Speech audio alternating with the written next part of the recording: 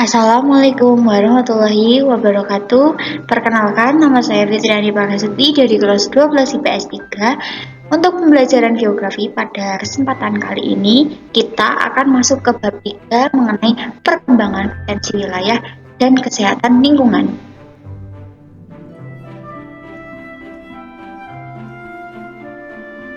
Untuk submateri yang akan kita pelajari, yang pertama ada kajian jaringan transportasi sebagai pengembangan potensi wilayah dan kajian sumber daya alam sebagai pengembangan potensi wilayah. Yang ketiga ada kajian sumber daya manusia sebagai pengembangan potensi wilayah. Yang keempat ada kajian potensi wilayah tata guna lahan. Yang kelima ada kajian kesehatan lingkungan.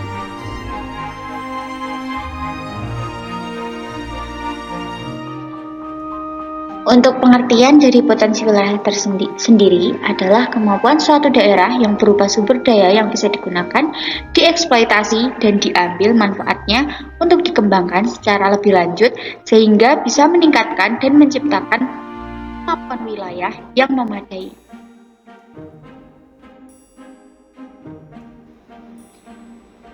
A. Kajian jaringan transportasi sebagai penopang pengembangan wilayah.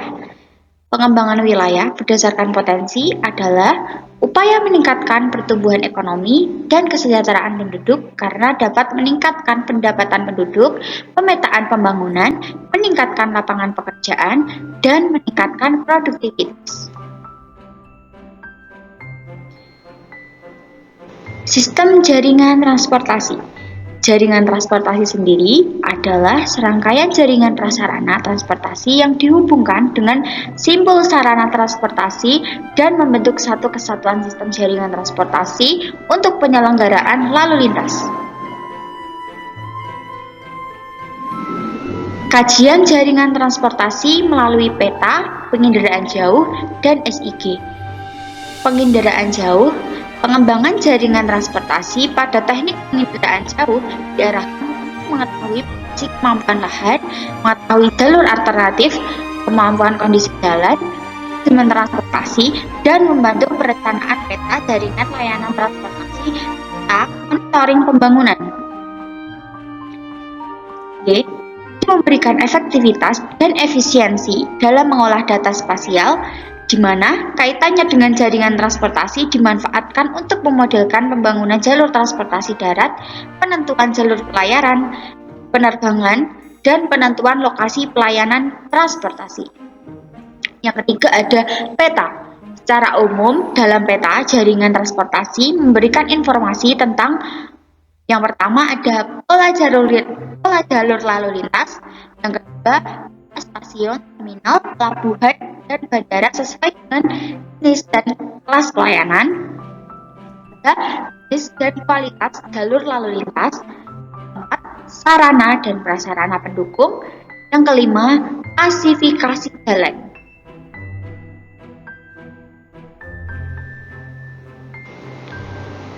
B. Kajian sumber daya alam sebagai pengembangan potensi wilayah. Pengembangan wilayah berdasarkan potensi adalah upaya meningkatkan pertumbuhan ekonomi dan kesejahteraan penduduk karena dapat meningkatkan pendapatan penduduk, pemetaan pembangunan, meningkatkan lapangan pekerjaan, dan meningkatkan produktivitas.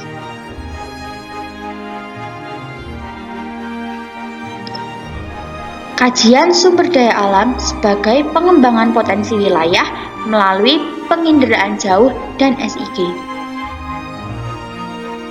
Penginderaan jauh, aktivitas eksploitasi SDA tentu saja akan memiliki dampak besar bagi lingkungan. Oleh karena itu, harus ada upaya untuk memonitoring aktivitas ini. Salah satunya dengan menggunakan sistem penginderaan jauh. Dari sistem ini, kita bisa melihat serta memantau kegiatan eksploitasi SDA sehingga kita mampu memastikan jika aktivitas eksploitasi akan berlangsung dengan aman. Yang kedua, SIG. Sama seperti peranan SIG dalam pengembangan jaringan transportasi, SIG di sini berperan sebagai fitur untuk mengedit informasi wilayah berdasarkan sebaran SDA serta aktivitas eksploitasi di dalamnya seperti pembuatan rencana eksploitasi, zonasi, dan mengklasifikasikan daerah berdasarkan sebaran SDA-nya sehingga dapat memaksimalkan pengembangan potensi dalam sektor ini. Kajian sumber daya alam sebagai pengembangan potensi wilayah melalui peta. Di Indonesia mempunyai peran penting sebagai penopang perekonomian nasional dan kehidupan masyarakat. Melalui pengelolaan SDA dengan cara memperoleh informasi dalam hal inventarisasi, pengelolaan, evaluasi, dan pemanfaatan SDA. Berdasarkan tersebut, mengetahui besarnya potensi SDA di suatu wilayah dan dapat dimanfaatkan sebagai cadangan pada suatu wilayah dan dalam waktu tertentu. Dengan adanya pemetaan SDA, kita juga dapat memperoleh informasi secara cepat, akurat, efektif, dan efisien.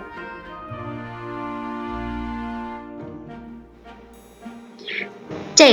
Kajian sumber daya manusia sebagai pengembangan potensi wilayah. Sumber daya manusia merupakan subjek dan objek dalam pembangunan wilayah. Berhasil atau tidaknya pembangunan bergantung pada kualitas penduduk dalam mengelola potensi sumber daya alam.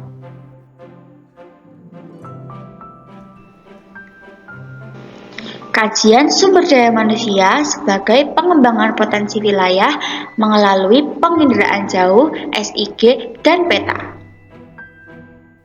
Penginderaan jauh memiliki peran untuk mengumpulkan data-data yang berkaitan mengenai fenomena kependudukan seperti kondisi demografi masyarakat, data penggunaan lahan untuk pemukiman, dan kondisi kepadatan penduduk.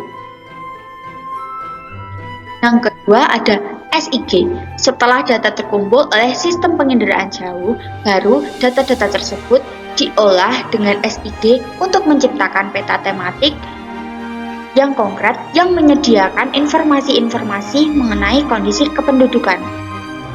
Yang ketiga, dengan adanya informasi mengenai kondisi kependudukan, kita bisa mengetahui jumlah penduduk di masa depan sebagai dasar perencanaan pembangunan.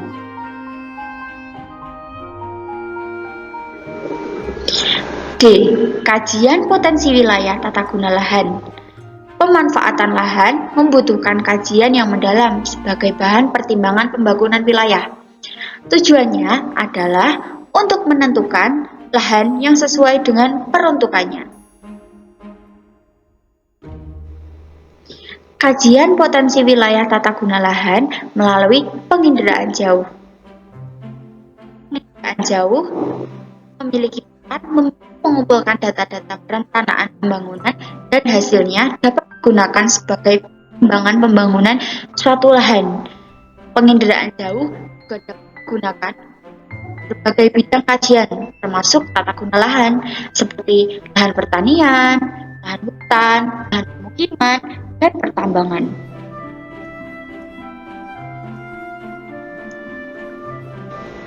Kajian potensi wilayah tata guna lahan melalui SIG.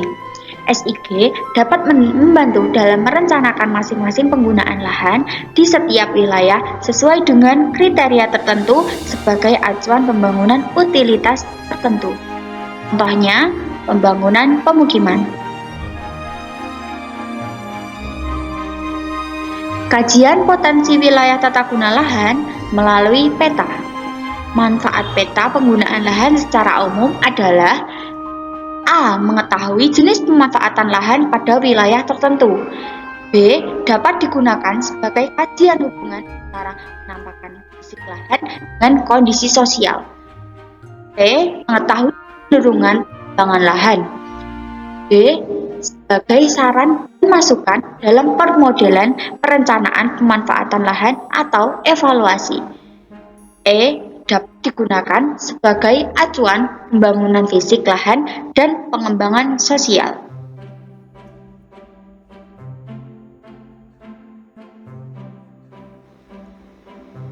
E. Kajian kesehatan lingkungan. Gangguan kesehatan lingkungan dapat disebabkan oleh dua faktor, yaitu faktor manusia dan alam. Dua contoh di atas merupakan kesehatan lingkungan yang dipengaruhi oleh faktor manusia, kesehatan lingkungan yang dipengaruhi oleh faktor alam, seperti misalnya bencana alam gempa bumi, banjir, tanah longsor, tsunami, dan sebagainya.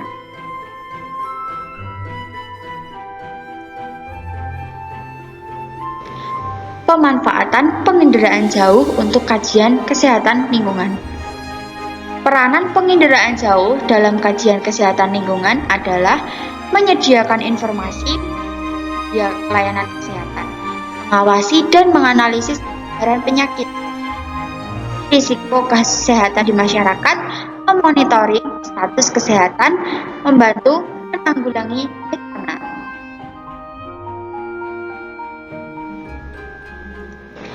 Pemanfaatan SIG untuk kajian kesehatan lingkungan. SIG biasanya digunakan untuk memberikan data mengenai penyebaran limbah perusahaan yang berdampak pada kesehatan masyarakat.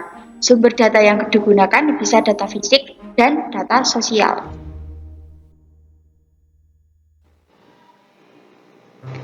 Pemanfaatan peta untuk kajian kesehatan lingkungan. Pertama, digunakan sebagai alat monitoring masalah kesehatan. Yang kedua, digunakan untuk mengidentifikasi masalah dan risiko kesehatan.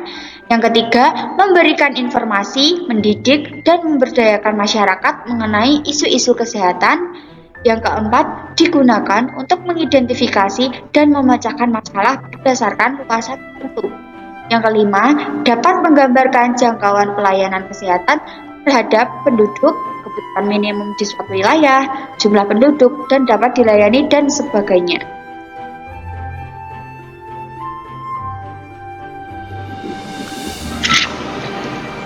Mungkin cukup sekian pembelajaran geografi pada kesempatan kali ini. Terima kasih. Wassalamualaikum warahmatullahi wabarakatuh.